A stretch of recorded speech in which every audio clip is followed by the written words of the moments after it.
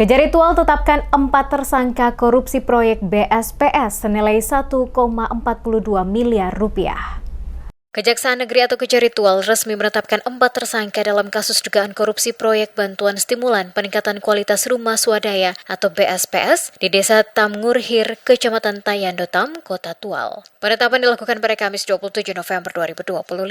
Kasih Intel Kejaritual, Doni Harapan Limbong mengungkapkan hal tersebut dalam konferensi pers di kantor Kejaksaan Negeri Tual. Ia menyebut penyidikan menguak adanya penyimpangan besar dalam proyek yang berasal dari dana alokasi khusus atau DAK tahun anggaran 2019 dengan pagu anggaran 2,67 miliar rupiah. Menurut Doni, penyimpangan terjadi mulai dari proses penentuan penyedia yang tidak sesuai prosedur hingga pengadaan material yang tidak sesuai jumlah seharusnya. Akibatnya negara dirugikan hingga 1,42 miliar rupiah. Kejaritual menetapkan 4 orang sebagai tersangka, yakni FR, mantan PLT Sekda Kota Tual, dan mantan Kepala Dinas Perumahan dan Kawasan Pemukiman Kota Tual tahun 2019.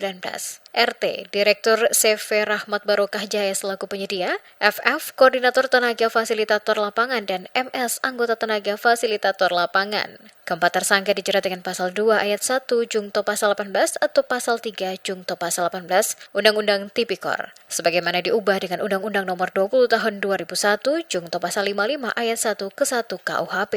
Doni menegaskan penetapan tersangka telah memenuhi syarat minimal 2 alat bukti, sebagaimana diatur dalam Pasal 184 Ayat 1 KUHP. Berupa keterangan saksi, keterangan ahli, serta surat. Dari hasil pemeriksaan, penyidik menemukan sejumlah peran para tersangka yakni FR, menunjuk CV Rahmat Barokah Jaya sebagai penyedia tanpa prosedur yang sah, padahal perusahaan tidak memenuhi syarat administrasi maupun teknis. RT diduga menyalurkan material bangunan tidak sesuai jumlah sebenarnya.